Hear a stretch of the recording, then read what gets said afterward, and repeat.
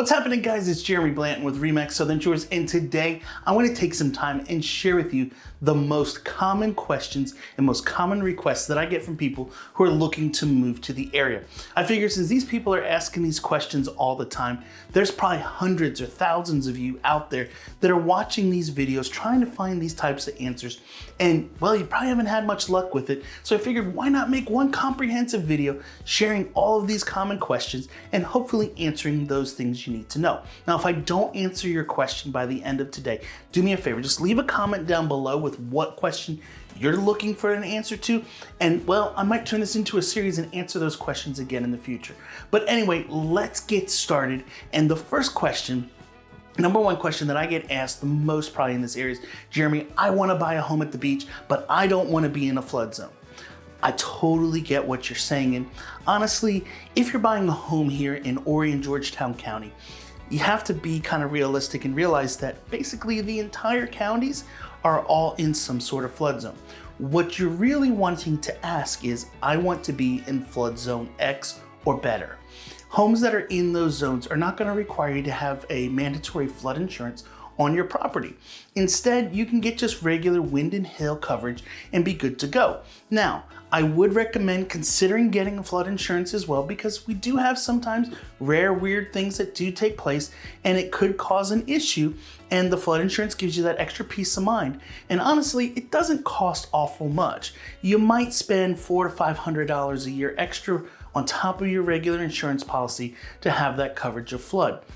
But it is important to have some sort of person helping you along the way so that you're making sure you're not buying a home that has flooded before. You know, we have to think back a couple years ago. Back before Hurricane Florence, we had the 1,000-year flood. And heck, even if we go back before that, back to like 2015, 2016, we had Hurricane Matthew. All three of those storms caused all kind of water issues in our area here. And so there's certain parts of the beach that when we start looking in there, we need to pay attention to it. That's why it's so important to have a trusted realtor on your side, helping you make a decision to buy a home. Because one of the things we're going to do, we're going to check the residential property disclosures and make sure that it doesn't say this home has flooded in the past, or this home requires flood insurance, or this home has had a FEMA claim against it. If any of those things are checked yes on that disclosure, we need to just run from that house. So hopefully that answers a little bit more on flood insurance. The second question that we get asked, and I've shared about this before, but Jeremy, there's water out behind my house. Is there gonna be them gators in there? Here's the reality, guys. There is a possibility there's a gator in that pond. There is a possibility, because why? This is their natural habitat. A lot of them were here many, many, many years before we ever started building in the area. And from what I've been told, alligators will return to their nesting place year after year when it's mating season. So there is a possibility that even if you relocate them 3, 4, 5 miles away, they're going to travel back to their original place. So there is a possibility that if you have water behind your home, that there is an alligator there. Now, most of the very, very large ones are removed. So what you're gonna find are smaller sized ones in our area for the most part. And to be honest, if you just let them be, don't mess with them, don't do anything stupid like trying to feed them or pet them or play with them, you're gonna be all right. You know, the statistics they share is that people have more accidents with lawnmowers every year than they do with alligators. So, which is more dangerous? You tell me. But the reality is, alligators overall, they're pretty lazy creatures. We go up to Alligator Adventure and visit there, a couple times a year as a local here. And whenever we do, we go to the feeding sessions, and they always say during those sessions that these alligators are pretty lazy. They're gonna just wait for you to basically come and feed them there at the park. Well, the ones out in the wild, they're pretty much the same way. They're not gonna go chasing around little Fluffy through the yard. Instead, they're gonna wait till Fluffy goes and jumps in the water, and if they jump on her nose, they might have them as a snack. So be smart. If you have pets or children, maybe put a fence up in the yard, and you shouldn't have any issues with alligators. So the third question, which is probably the number one that I get asked all the time, is, Jeremy, where's the best place to live on the beach? And really and truly, I can't answer this question for you. You have to kind of discover and figure out what's gonna work best for you. So there's basically two factors that we need to consider and take into consideration when you're trying to see where's the best place for us to live? The first one is ultimately price. And number two is your needs and wants and type of lifestyle that you're looking to have.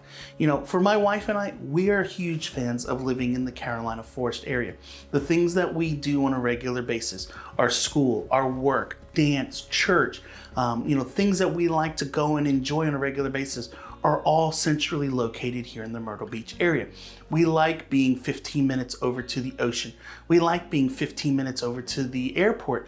You know, everything we want to do on a regular basis is close and easy by. So for some of you people, you've probably met my son before. He's now 13 years old. He's just over 6 foot tall and wears a size 12 shoe. Well, for my wife and I, what does that mean? We need to be able to buy food in bulk because he has a bottomless leg that is constantly hungry and needing to eat. So for us, we want to be close to Sam's Club. We're 15 minutes from here in Carolina Forest. All the stuff that we want to do on a regular basis is nearby, but we're close enough to it that we can enjoy it, but far enough away that we don't know that there's activities going on.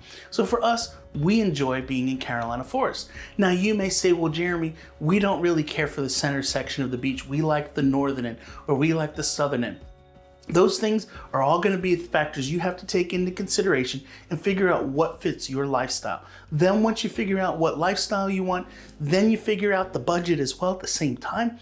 And when we figure out budget and lifestyle, we can then figure out exactly what's the best place for you to live. So the fourth question that I get asked a bunch is, Jeremy, I don't know where we're going to live, so I'm just going to find a place to rent for a few months, figure it out, and then we'll buy. Well, here's the issue with here in the Myrtle Beach area.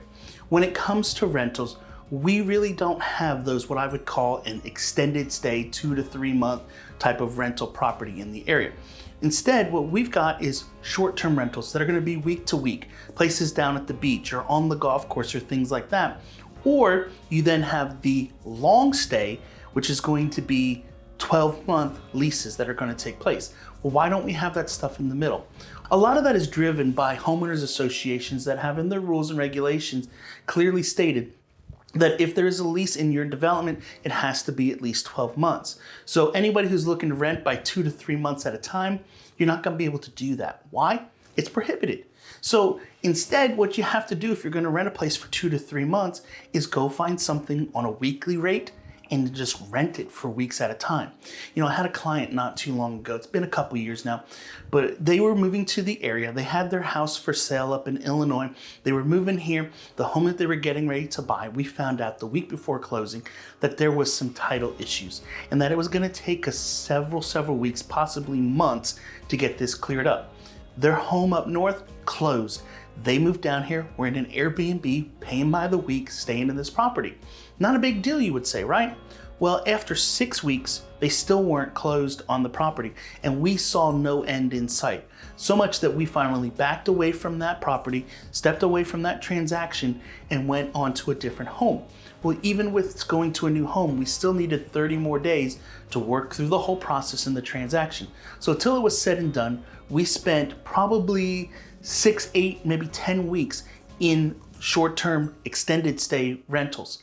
They spent, till it was said and done, close to $12,000 on rent during that time. So when it comes to finding a place to short-term extended stay rent, we don't really have those here. So what I would suggest instead is this.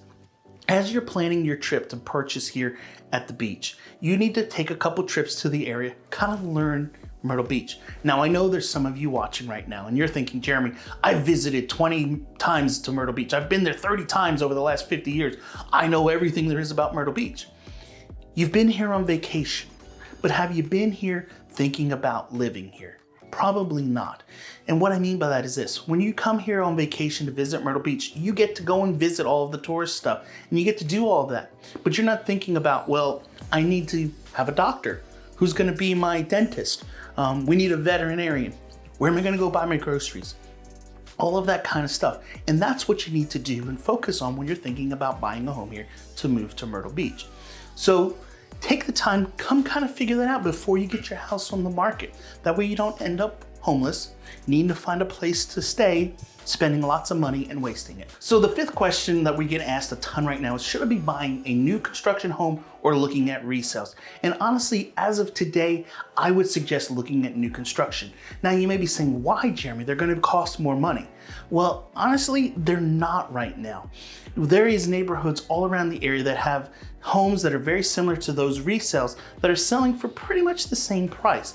But those builders are offering up all kinds of incentives that you're not going to find in the resales. You're going to find they're going to offer you money towards closing costs. So for example, today I was out with a client, we were looking at new build homes, and there's certain homes that this builder has right now in their preferred financing model. I'm not exactly sure what the correct term is, but let's just say a lower interest rate. So we went through and ran the numbers based on current rates up in the 7s versus the builder rate at like 5.5 to 5.75%. Those homes, price difference is gonna be about $400 per month on that. So I told my clients today when we were out looking at homes, if we take that $400 a month over 360 months, which is the life of a 30-year fixed loan, the difference is about $144,000. So right now, new construction homes are definitely a better deal.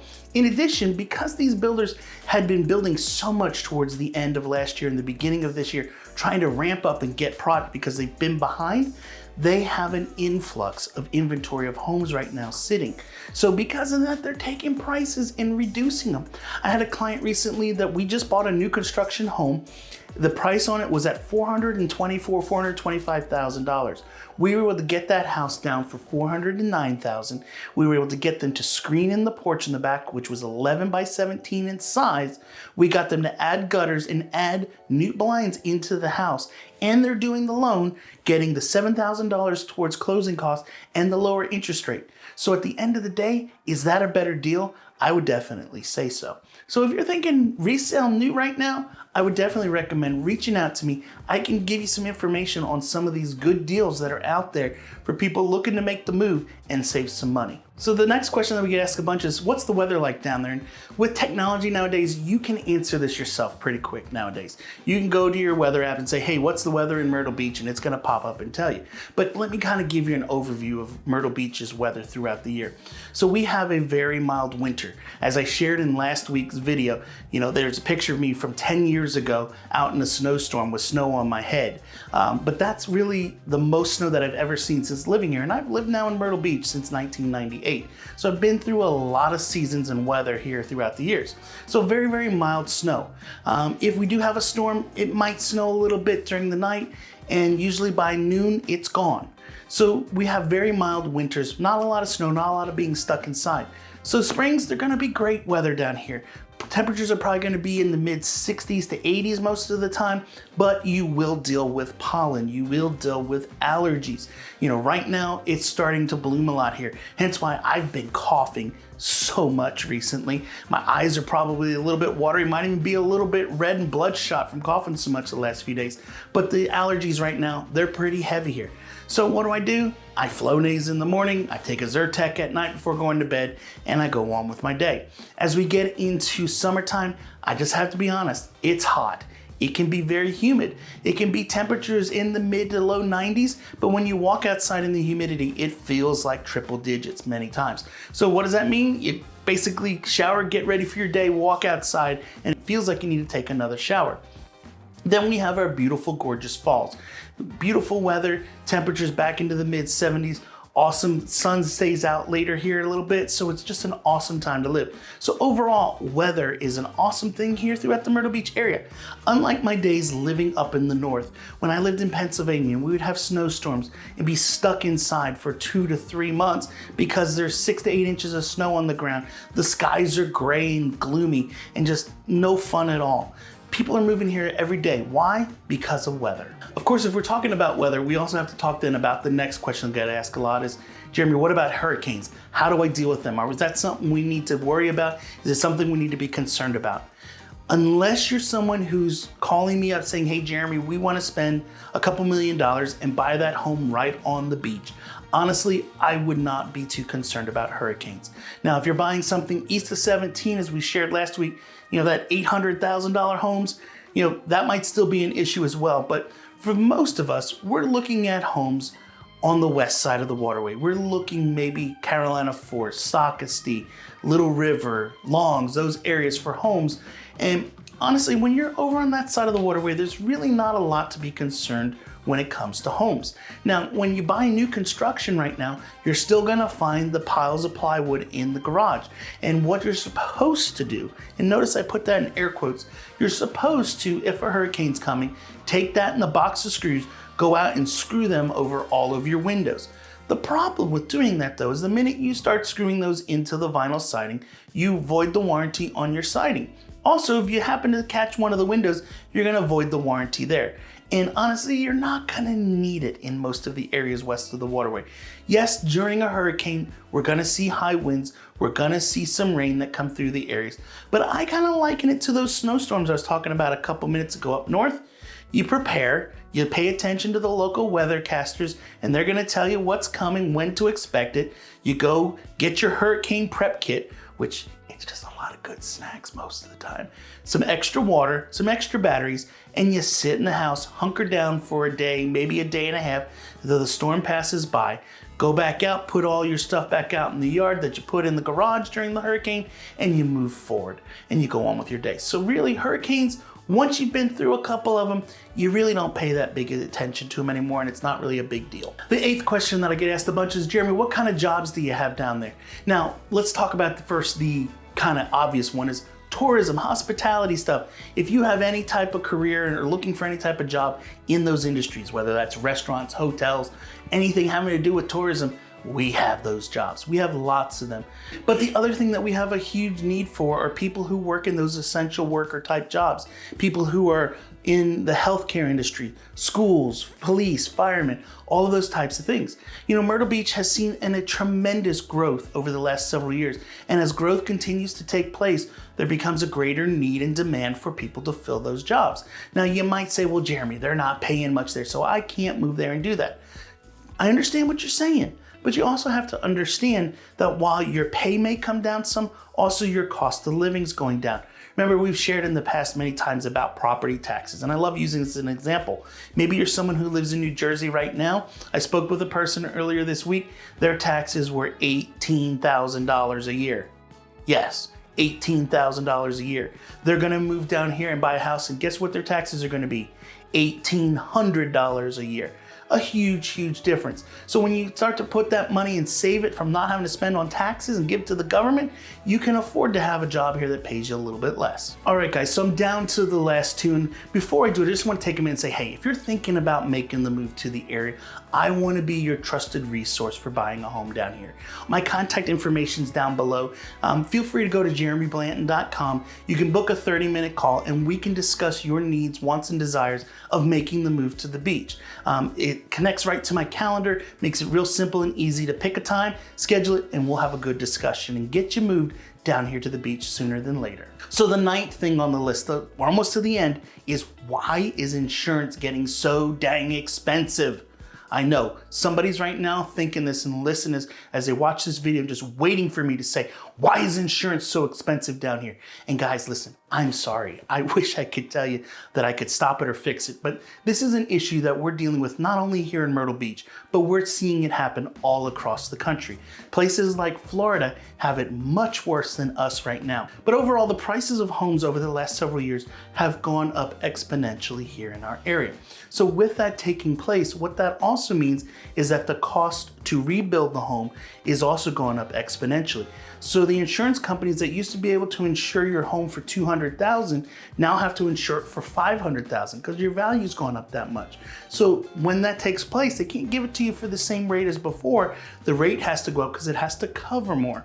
Also, at the same time, we have seen a lot of major storms over the last several years that have just hit all up and down the coast of South Carolina, North Carolina, Florida, Georgia, all through Texas, all of these areas. And so we're all experiencing insurance hikes go up. It's not only going up though on just homes, but I've also seen it on vehicles and everything else that you have out there, because just the overall cost of living has increased over the last several years. So I'm sorry that it's taking place, but it is something that we have to pay attention to and deal with. Now, if you're looking for a way to save on this, one of the big ways you can save, buy a home that's new construction versus one that's a resale. If you buy an exact same home that's 10 years old versus one that's brand new, the brand new is probably going to be at least $1,000 to half less than the house that's 10 years old. So if you're looking for a way to save, that's definitely one way to do it. All right, and the last one that we're gonna talk about today, and this is one that people in the North, they don't understand, because up in the North, what was the issue? We always had radon, right? We talked about radon in the houses, and we had to, before it was always, you gotta seal the house up, and now we had radon issues. So then it was open the house up, put air vents in to vent the house and get rid of the radon. Well, here in Myrtle Beach, we don't deal with radon because we have sandy soil, so it's not really an issue here. But what we have that's kind of the radon of the South is termites. Termites are those little bugs that are in the ground. They're everywhere that you find it, everywhere that you look. So I spoke with a person a couple years back that worked at Clemson University, and what they shared is that you could not find 1 square foot of dirt in South Carolina that isn't gonna have at least one termite in it. The question is, are they eating at your house or your neighbors? Now, if you get to have termites at your house, it's nothing you need to freak out and panic on. You know, when we buy a house, whether it's a resale, a condo, whatever it may be, one of the things that we're gonna do is a CL 100 test. What that is a termite inspection test. They're gonna come search the interior and the exterior of the house and see if there's any presence of termites. If there is, it's not the end of the world. We simply get the house treated and move forward.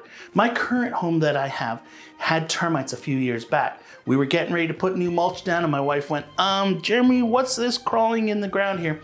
Sure enough, it was termites. So we had to have a termite company come out. It was, I think, around like $2,000 to do a termite bond and treatment on the home. They drilled into the concrete, put in the termicide, and took care of the issue. And now that home has a bond where we go back every year. They come out, they recheck everything, test it, make sure there's nothing there, and then they guarantee it for another year. If we do get termites that show up, we simply call them, they'll come out, retreat, take care of it, and we move forward. So if you do buy a house and it does come up with termites, don't freak out too much. Don't get too upset about it. We will get it taken care of. Now, if you currently own a house, you definitely need to pay attention to this and make sure that your home is checked annually. If not, those little buggers can get in there and do tremendous damage in a very quick time. And you don't want to deal with that. I've seen where people have had $50, $80, $100,000 worth of damage done by little termites. So you got to pay attention to them, but not let them freak you out. Anyway, guys, I hope you enjoyed today's video. As always, if you did, do me a favor, give it a thumbs up, get the bell on, and I'll catch you in the next one. See ya.